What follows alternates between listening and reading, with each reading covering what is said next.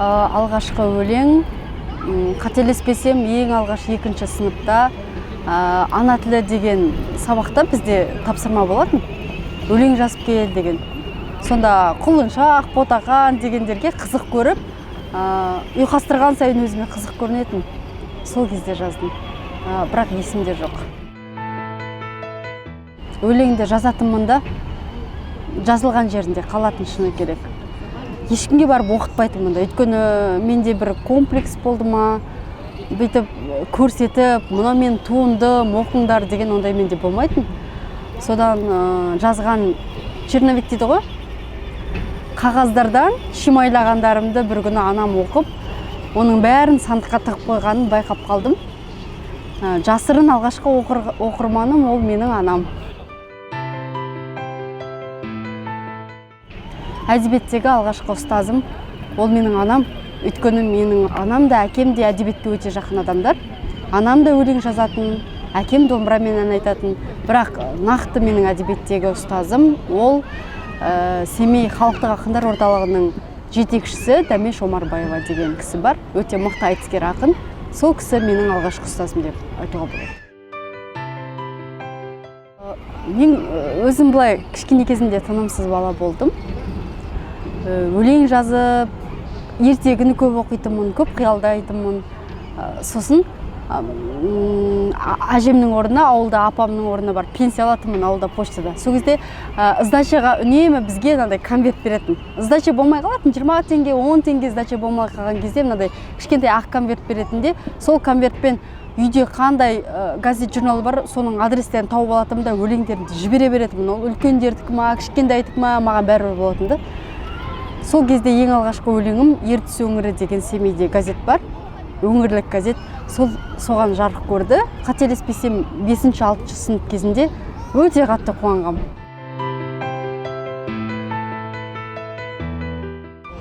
Ең алғашқы мүшәйрадан алған шарым Семей қаласында. Оның өзі өлеңнен емес, айтыстан алғам. Қателеспесем 3000 теңге. Менің алғашқы кітабым әлі жарық көрген жоқ, бірақ дайын тұр. Жаңбыр деген атауды қойдым, бірақ болашақта өзгеріп кететін секілді. Алғы сөзін Серизат Дүйсенғазы ағамыз жазған. Толығымен баспаға дайын тұр, бұйыртса жақын арада шығады. Менің өлеңдеріме сын, жаңа айтып кеттім ғой, Дәмеш Омарбаева деген біздің ұстазымыз болған.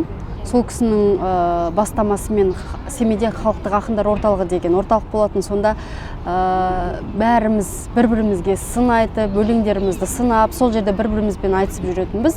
Сонда Бауыржан Игілік деген ақын досым бар, Нұржан Өмірбаев деген ақын досым бар. Жалпы сол ортаның ақындары бір-бірімізге сын айтып сөйтіп жүретінбіз. Сонда Бауыржаннан, Нұржандардан алғашқы сынды естідім деп айтуға болады. Олардың өзі де сынды мынау сын деп айтпайтын, бірақ күлкіге айналдырып, қалжыңдап, әзілдесіп, өлеңнің келмейтін тұстарын үнемі айтып жүретін.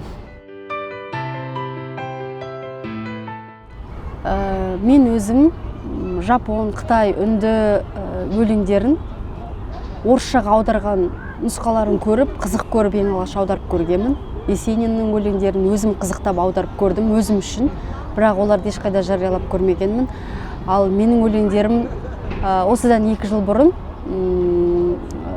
түрік тіліне, газетке, сайтқа беру үшін түрік тіліне өзім аудартқанмын, бірақ жариялаған жоқпын. Енді болашақта жариялаймын деп жоспарлап жүрмін. Семейде жүрген кезде, студенттік кезімде пединстің 1-ші курсында қатысқанмын. Келе салысымен бас жүлде алдым. Ол мен үшін өте бір таңғажайып секілді болған. Өйткені мен орын алмақ түгіл, жай алғысқа талсам деп келгем. Өз-өзіме кішкене сенімсіздеу болғанмын. Ал үлкен ақындар ортасында ең алғаш мүшәйраға 2012 жылы Фариза апамыздың 6 шілде күні Абай ескерткішінің алдында болатын мүшәйра болатын. Сонда үлкен ақындармен қосылып қатысқам, ең алғаш рет Семейден студент болып келіп, қатты қорқақтап қатысқам. Сонда да мен бас жүлде алдым. ол кезде де қатты таң қалдым. Ол менің осы Астанадағы үлкен ақындармен алғаш араласа бастауым деп айтуға болады.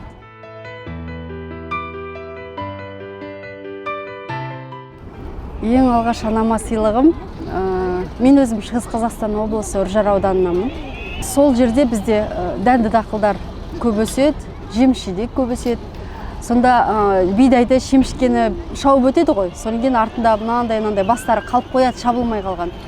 Соны біз шаң-шаң болып балалардың бәрі барып жинайтынбыз. Шемішке қағуға барамыз деп айтамыз өзіміз. Соны жинайтынбыз де, оның мөлшегін 1000 жарымнан барып сататынбыз. Енді кішкентаймыз.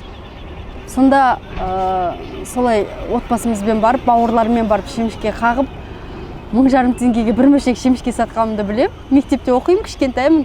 Анамның туған күніне кішкентай сүт құятын ыдыспен, қасығымен сатып алғаным есімде. Мамама жасаған ең алғашқы сыйлығым сол. Менің алғашқы махаббатым ол менің қызым. Өйткені мен оның алдында бүйтіп ұнатқан секілді болған шығармын адамдарды, бірақ шын жүректен, бүкіл жүрегімнің түкпірімен жүрегім бір езіліп кететіндей болып, қатты мейірімім түсіп, қатты махаббатым түскен. Ол мен ең алғаш қызымды босанып көрген кезде. Сонда ғана мен түсіндім махаббат дегеннің не екенін. Ол менің алғашқы махаббатым. Жаңа айтып кеткен 2012 жылы Фариза апамыздың осында ұйымдастыруымен мүшәйра болған. Сол мүшәйраға келдім. Ол менің ең алғашқы сапарым болатын. Және ең алғаш бас жүлде алған кезімде сол.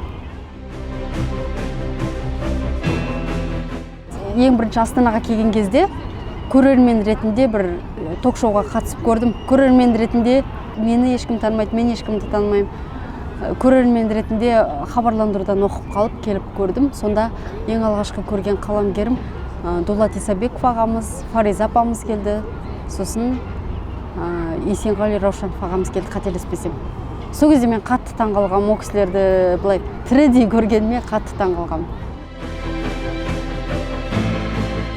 Алматыға 2007-2006 жылдары бардым.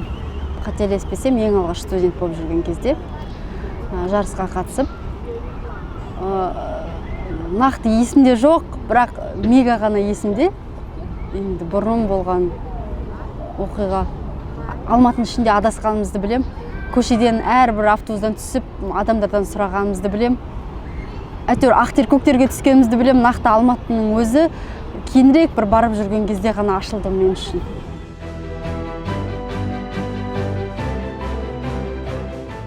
Мен Астанаға ең алғаш оқушы кезімде келдім. Ол кезде Астана енді салынып жатқан Бәйтерек болды ол кезде.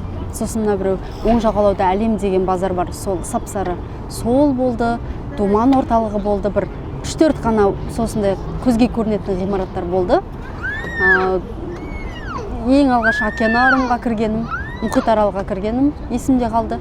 Бәйтерекке шыққаным есімде қалды. Осындай бір 3-4 ғимаратты ғана білем. Ең алғаш Астанаға оқушы кезімде келдім. Өте ерте. Шыны керек Астана осындай ма деген кішкене көңілім толмады, өйткені айдала, маңайдың бәрі құрылыс болатын ол кез. Алматыға қарағанда енді кішкене әлсіздеу болды.